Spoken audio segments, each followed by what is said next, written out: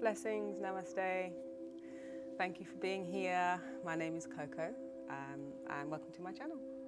If you like what you've seen or you want to share with a friend or somebody that you know, please just subscribe, like, tell a friend. Share the knowledge. Knowledge is power. So today we are focusing on the beautiful, wonderful asana of child's pose. So there are various ways that we can come into this posture, and I think it's reframing the way we, I guess, feel about child's pose, because it's not completely available to every single body, and I mean every body type, yeah. And so it's trying to, what I'm here showing you and offering you is reframing our thinking of what child's pose actually is. Yeah.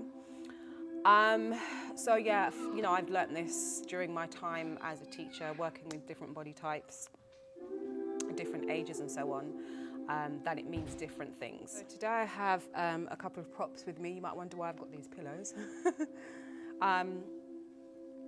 These are for assistance. They are for creating a comfortable space. Yeah, so I've got two pillows here, and these would replace bolsters. So these options are available if you're practicing online at home, if you're doing a self-practice, and also if you're in the studio. If you're in the studio, most studios would have these props, but you can also make these things at home.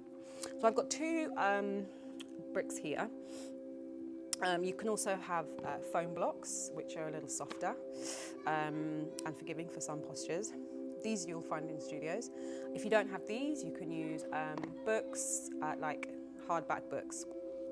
Here I've got two pillows. So these will currently my bolster, because you know, if you're traveling or whatever and you don't have and you've got a bolster at home, it's a bit, you know, it's a bit hard to bring it everywhere. So I've just got two pillows with two pillowcases on. Be sure to put a pillowcase on, protect the pillow. Make sure you take the pillowcase off and wash it after. Let's not use the bed pillows. So yeah, either clean pillowcases, just because you know you want to be able to maneuver and use them wherever you can in the surface underneath you, and not be worried about dirt being transferred onto the skin. So two pillows and just two blocks. So I'm going to show you a couple of postures. Okay, so we'll start with, let's start with the bricks. So, coming into what, you know, a traditional child's pose, I'll start there and then we'll work our way up. So I'm going to take my knees wide. And this might be something that comes up in class. You know, a teacher might say to you, coming into a comfortable, you know, child's pose, a restful pose. And it should be a restful state, but it's not always the most, you know, forgiving posture. So we want to make sure that we are really assisted. So in my classes, I usually offer the option of placing the head on a brick. So my knees are wide, my toes are together, placing my hands down and my head comes down towards the brick. And you can really feel like the extension. If you breathe in, you can feel the back expanding here. Option to take the shoulders over the knees and hands down towards the feet, just creating some more space in the back. If you do have a cork brick and you want just a little bit of more of a softening, just place a pillow or a blanket on top. You can also use a blanket for a lot of these as well. And just rest the head down.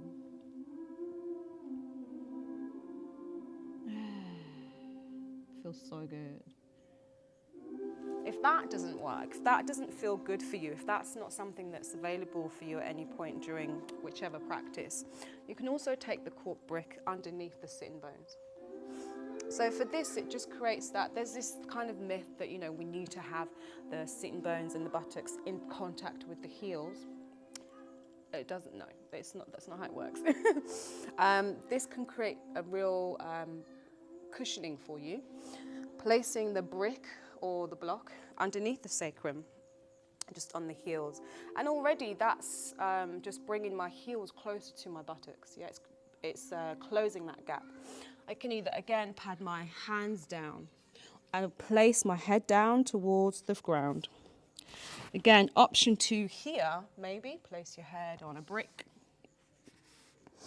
which brings the ground closer to you. So you can play with a couple of these options. Yeah. Taking the bricks away. Let's create a bolster. So I've got one pillow. I've got another pillow. Again, my knees are wide. You can, with these bricks, take the knees into the center and line the ankles up with the knees, and also take the same posture with the 2 bricks. So for this, you want the bolster in between the knees, and just bring it close to you. So I have the bolster in contact with almost where my pelvis is. If it's a bolster, you can actually lie on it and it will come underneath. So as the belly draws towards the ground, which is here, how beautiful is that? Just use the hands to pad you down. And just taking a soft, gentle fold down towards the mat.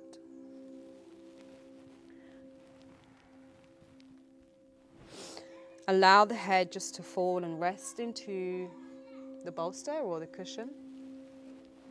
And take some breaths.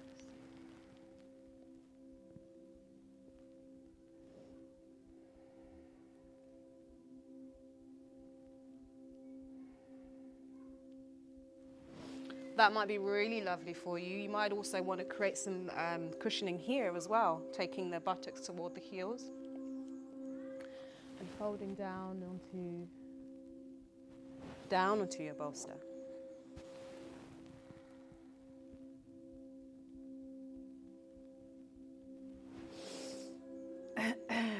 Taking that brick away, taking the pillows away.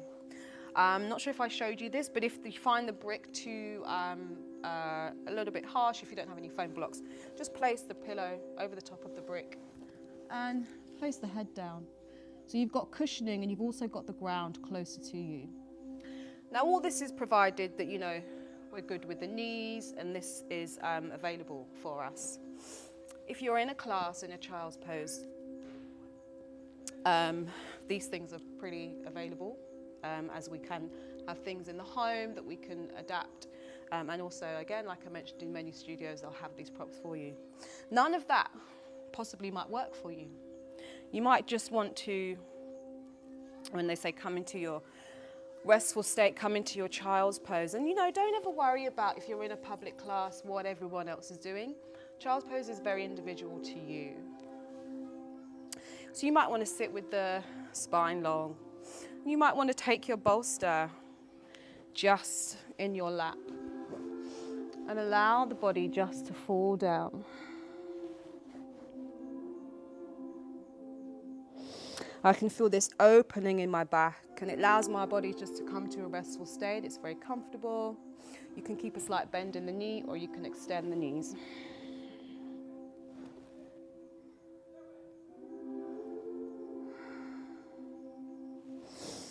Another option with the bricks, you can place if you've got 2 bricks, so place one of them on your 3rd level and then the other one on level 1.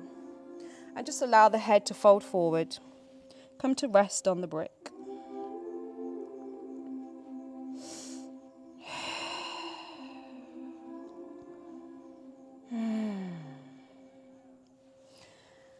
So all these options are available, and it's just about finding one that works for you. If you don't find one that works for you, please feel free to contact me, and I will definitely, you know, find something that suits your body type. I will endeavour to do so. But there is hopefully an option here for most bodies. Final option. I have my pillow here. This is a really great one for if you're at home. I'm going to fold my pillow in half and just place the pillow, the folded pillow, as you can see the creases in the center. Place the folded pillow so it just comes into contact with my sacrum, my sitting bone. So option to keep the knees bent here, or you can stretch the legs. Take these out of the way. And just allow yourself to fold down. So there's already this space being created. I can feel an opening in my hips.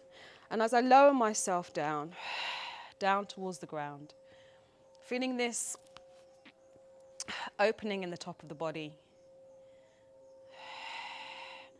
And bringing the palms down towards the ground, palms facing up. If you want, you can place your head on a brick. Again, bringing the ground closer to you.